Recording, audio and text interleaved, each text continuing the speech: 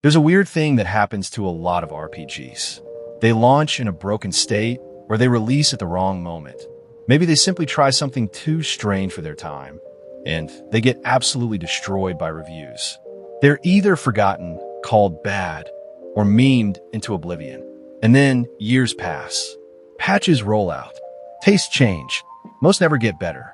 But these are the games that tried something bold, fell on their face, and quietly managed to grow into cult classics when nobody was watching.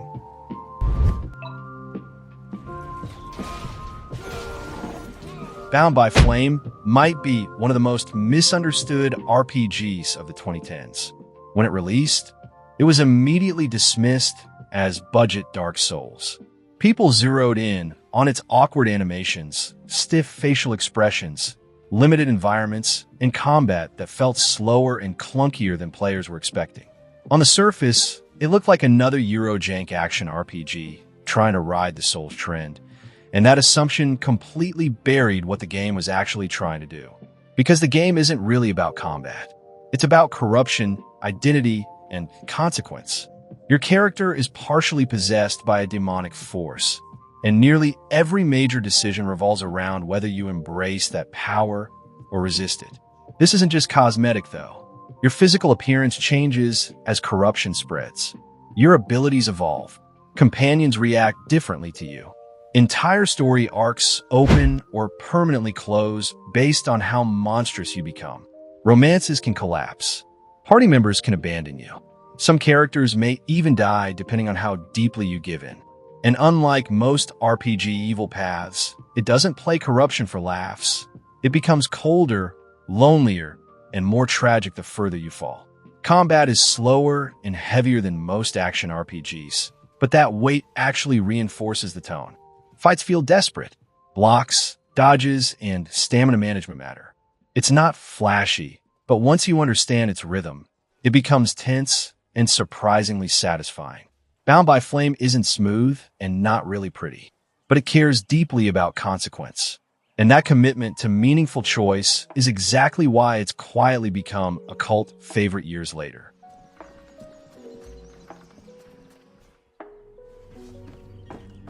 Greedfall launched to mixed reactions, largely because it sat in an awkward middle ground. Not a massive AAA blockbuster, but also far more ambitious than most indie RPGs. A lot of players went in expecting a fully modern BioWare replacement and came out disappointed by its budget limitations. But once you stop judging it by blockbuster standards, it reveals itself as one of the most thoughtfully designed role-playing games of the past decade. The setting alone makes it stand out. Instead of another medieval fantasy world, this game drops you into a colonial-era-inspired fantasy land filled with political factions, religious conflict, corporate exploitation, and native resistance movements. Your character isn't a chosen hero. You're a diplomat, and that fundamentally changes how the story unfolds. Many quests can be solved entirely through negotiation, reputation management, and political maneuvering rather than combat, and your choices permanently alter relationships between entire nations and factions. Where it really shines is its reactivity. Companions have personal beliefs and loyalties that can clash with your decisions. Entire quest lines can open or close depending on your standing with different groups. Your build, whether you lean into magic, firearms, traps, or melee, doesn't just affect combat. It affects how people treat you and what solutions you can access. Combat can feel stiff, animations can be awkward, and some areas reuse assets a little too heavily. But the RPG spine is rock solid. Now, Greedfall feels less like a flawed BioWare clone and more like what it truly is, a deeply reactive, choice-driven role-playing game that finally gets the appreciation it always deserved.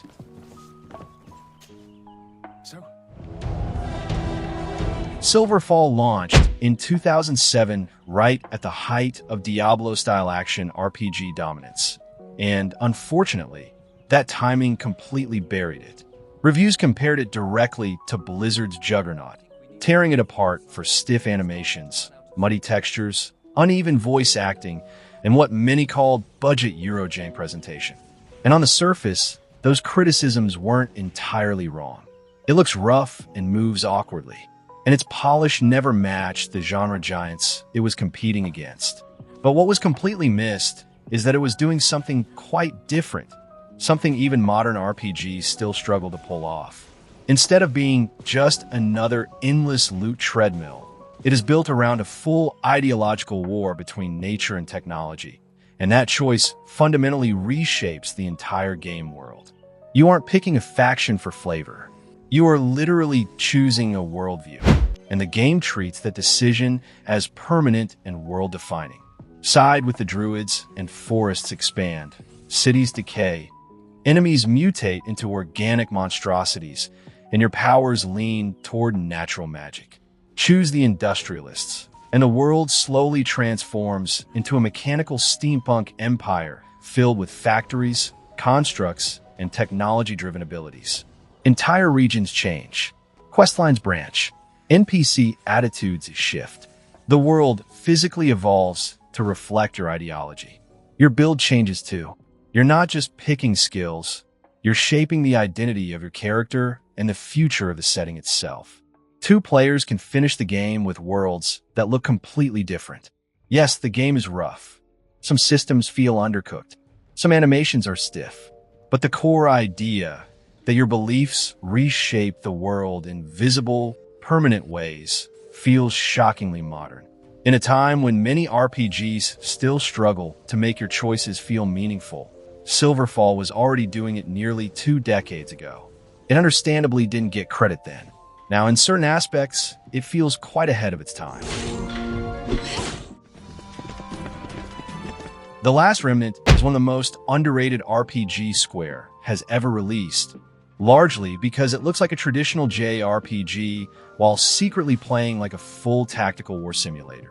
Instead of controlling individual characters, you command entire squads called unions, each made up of multiple fighters who operate as a single strategic unit. You don't pick individual attacks. You manage morale, positioning, formations, and long-term development. The game is constantly tracking how your soldiers fight, what weapons they use, and what formations they prefer, then evolving them accordingly. At first, the system feels chaotic. Commands seem vague. Outcomes appear unpredictable.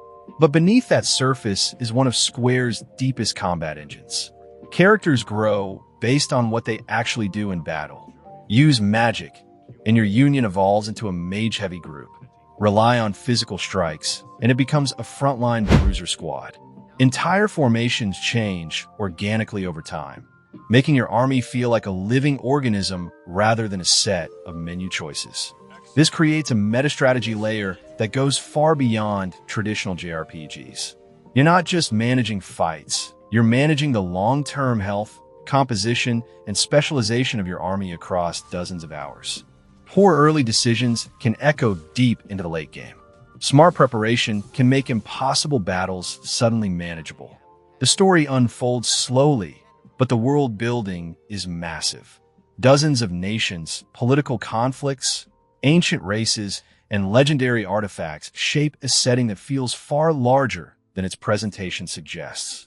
Combined with a sweeping soundtrack and brutal late-game content, The Last Remnant becomes less of a typical RPG and more of a full military campaign simulator. It was misunderstood because it refused to behave like Final Fantasy.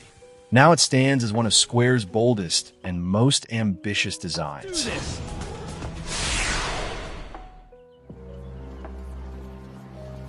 Lightning Returns was torn apart at launch because it didn't behave like a proper Final Fantasy, and especially not like the 2 games that came before it. But in hindsight, it may be the most daring and mechanically innovative entry in the entire trilogy. Instead of controlling a party, you control Lightning alone, but she effectively becomes 3 characters at once through the schema system. Each schema is a complete build: weapon, outfit, abilities, resistances, role, and playstyle. You can swap between these builds in real time during combat, creating a fast, flowing system that feels closer to an action RPG than a traditional turn-based one. Combat becomes about timing, stamina management, guard breaks, and fluid build swapping. You are constantly reading enemy patterns, swapping schemas mid-fight, and exploiting elemental weaknesses on the fly. Once it clicks, battles feel aggressive, rhythmic, and incredibly flexible. The controversial time limit system also gains new meaning over time. The world is literally ending, and you cannot save everyone. Regions will collapse. Side stories will vanish forever. Your route planning, prioritization, and efficiency shape who survives and what remains. What felt restrictive in 2013 now feels like an early experiment in immersive, time-driven RPG design, years before that idea became popular. Lightning Returns isn't comfortable and it isn't safe, but it is daring, stylish, and mechanically rich. And today it finally feels like it was something deserving appreciation. Gothic 3 might be one of the most tragic launches in RPG history. When it released, it was barely playable. Quests broke constantly. Performance was terrible. The AI was broken. Review scores tanked overnight. Fans were furious. And the Gothic series, which was once legendary, basically collapsed overnight. It somehow didn't die, but it disappeared for a bit. Years of community patches slowly rebuilt the game. And now, what remains is something surprisingly powerful. One of the most atmospheric open-world RPGs ever made. The third game doesn't feel like a game designed around dopamine loops and fast travel convenience. It feels like you've been dropped into a living medieval world where every faction has power, every town has tension, and your actions permanently reshape regions. You can overthrow governments. You can side with occupiers or rebels. You can make entire zones hostile forever. The world exists whether you're ready or not, and it isn't trying to please you, rather immerse you. Combat is clunky. Animations are rough. But the sense of scale, danger, and political consequence feels heavier than in many modern AAA RPGs. You're not the chosen one. You're a dangerous variable, and the world reacts to you accordingly. With the community patch installed, Gothic 3 becomes something rare. A slow, oppressive, deeply immersive RPG that feels more like you're surviving inside a fantasy novel than playing a video game. It doesn't chase spectacle. It builds weight. And that weight sticks with you long after you log out.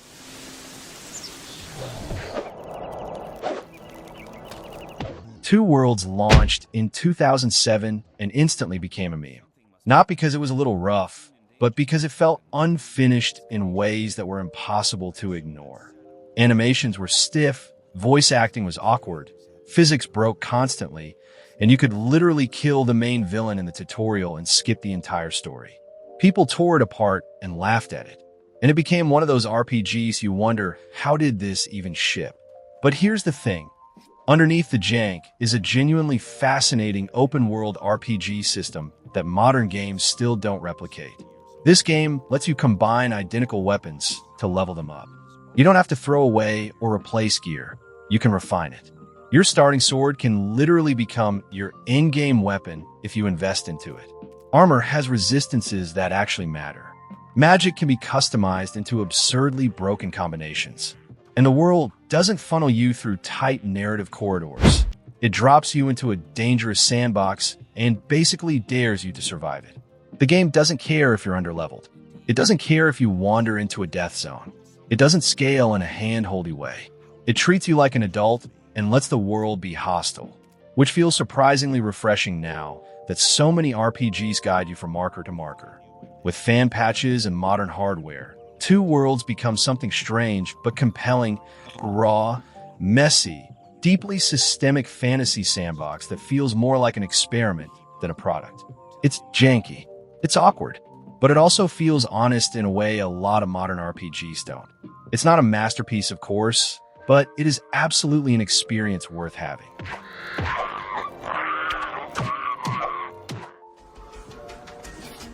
The Technomancer arrived with a killer premise and the worst possible timing. It released during a period when players were expecting ultra-polished AAA RPGs, and anything that didn't feel silky smooth was immediately written off as mediocre. That's exactly what happened here. Animations were stiff, combat felt awkward, some encounters were clunky, and because of that surface-level roughness, most people never saw the deeply reactive RPG that was hiding underneath. Set on a dying Mars ruled by corporate factions, religious cults, and private armies, this puts you in the role of an outlaw mage engineer, a living weapon society fears, hunts, and exploits. Your powers aren't just tools for combat. They define your social standing, political alliances, and personal relationships throughout the game. Dialogue choices shape entire quest lines. Faction allegiances permanently alter which regions open, who trusts you, and which companions stay by your side. Some companions can abandon you, turn against you, or even die depending on your decisions. You aren't simply choosing dialogue. You're shaping your reputation in a fragile political ecosystem. Your build deeply affects how the game plays. Lean into stealth, and you can ghost through entire missions. Focus on tech weapons and traps to control battlefields. Invest in electric magic, and you become a terrifying frontline disabler. The systems encourage experimentation, and the game actively supports wildly different playstyles instead of funneling you down a single combat path. Combat is undeniably janky, but underneath that stiffness is a surprisingly deep system built around stamina management, positional combat, armor types, and crowd control. Once you understand the rhythm, fights become tactical rather than chaotic. The Technomancer was a flawed, passionate, deeply reactive sci-fi RPG that deserved far more recognition than it ever received. Unlimited Saga is one of the strangest, boldest, and most misunderstood RPG Square ever released, and its reputation suffered for being too alien for its time. When it launched, it felt disorienting. There were no visible maps, leveling systems, or XP bars. Almost no tutorials. The game presented itself less like a standard JRPG and more like a tabletop campaign that refused to explain the rules.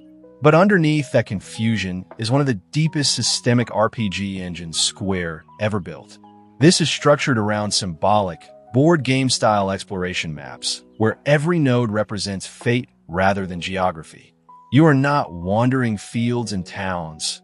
You are navigating probability, consequence, and hidden events. Every movement can trigger ambushes, story beats, treasure discoveries, or permanent losses.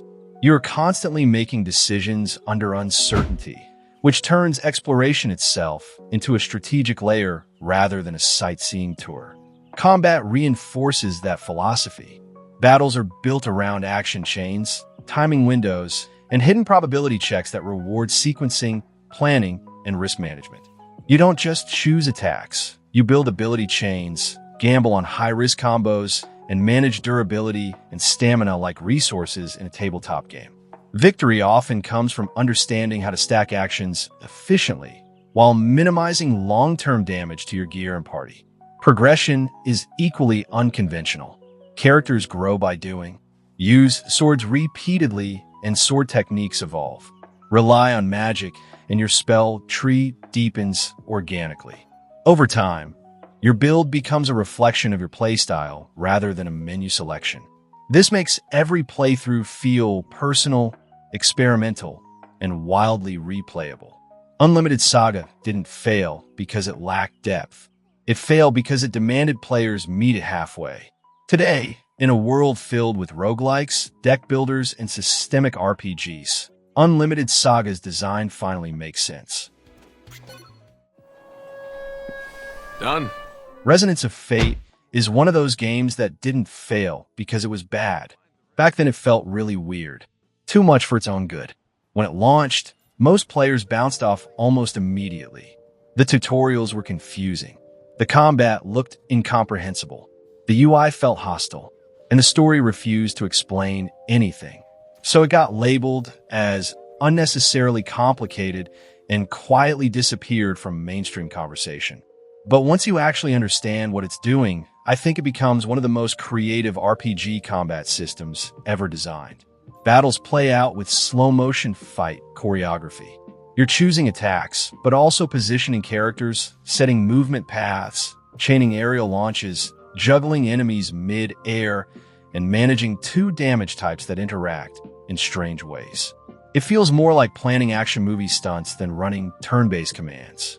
Once the system clicks, fights become incredibly expressive. You start thinking in angles, timing, and momentum rather than stats. You stop playing at the enemies and start performing around them.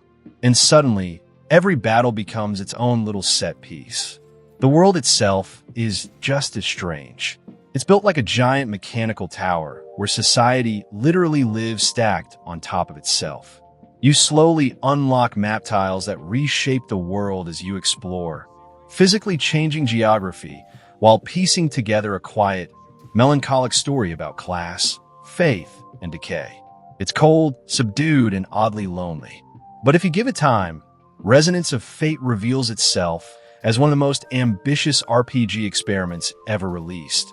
One that finally makes sense in 2026, when players are more open to games that refuse to explain themselves. Alpha Protocol is a very unfairly remembered RPG. When it launched, reviews focused almost entirely on its clunky shooting, stiff animations, and uneven polish, and completely missed what it was actually doing under the hood. Because buried inside that awkward presentation is a solidly built reactive role-playing. Almost every conversation lets you shape your personality through tone choices, professional, aggressive, or sarcastic, and NPCs remember how you treat them. This isn't cosmetic flavor. Entire questlines branch, collapse, or reverse based on dialogue decisions you made hours earlier. Allies can become enemies. Enemies can become romance options. Some characters may betray you, disappear, or die entirely depending on what you said and who you trusted. And this reactivity doesn't stop at conversations.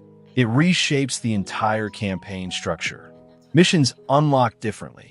Factions shift allegiance. Key story arcs can vanish before you even realize they existed. Few RPGs, even today, track consequence this aggressively across so many variables. Your build also determines what kind of game you're actually playing. High hacking lets you bypass boss fights, sabotage systems, and uncover secret paths. Social builds open alliances and hidden diplomatic routes. Stealth builds let you ghost through missions in ways that feel empowering rather than restrictive. You aren't just choosing combat numbers. You are choosing entire solutions to problems. Yes, the gunplay is clunky. Yes, animations are awkward. But Alpha Protocol built an experience that still feels bolder than most modern releases.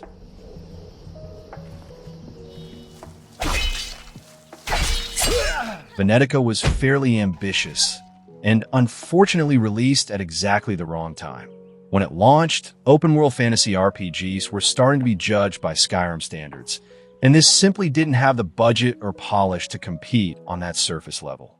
Reviewers focused heavily on stiff animations, clunky combat, and technical roughness, and the game faded quickly.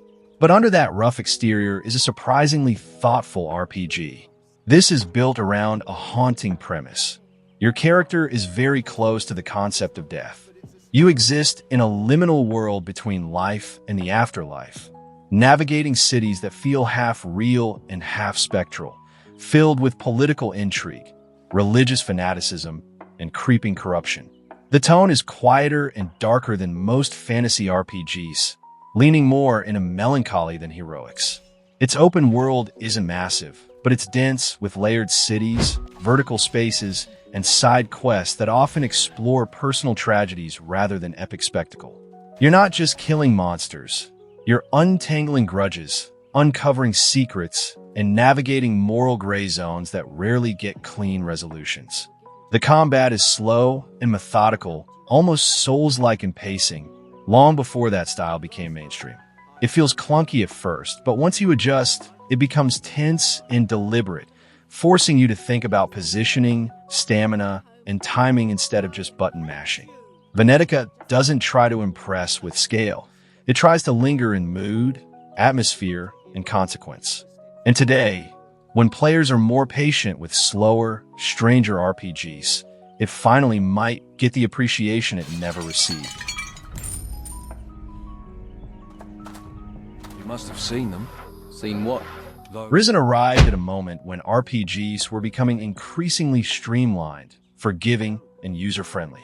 Quest markers were everywhere. Enemies scaled gently. Failure was not really punishing. Then this game showed up and immediately told players they were not welcome unless they were willing to learn how to survive. You're dropped onto a hostile island with no safety net. Wolves can kill you in seconds. Bandits will absolutely ruin you. Even basic enemies feel like real threats. There are no glowing arrows politely guiding you. You must observe, learn routes, manage spacing, prepare before fights, and choose when to retreat. It's not just difficulty, it's environmental literacy. Progression is slow, deliberate, and deeply rewarding. You don't magically become stronger by filling an XP bar. You have to find trainers, earn trust, and invest your limited learning points carefully. Want to use swords better? Then find someone who can teach you. Want magic? You have to gain access to the right faction. Every skill gained feels earned.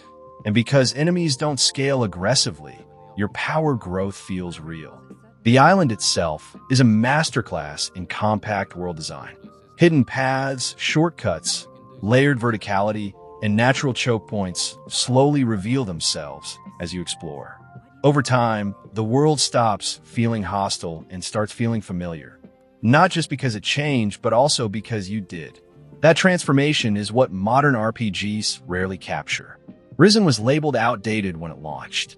Now, it feels like a refreshing rejection of hand-holding design. But he's a big fella. I really need help.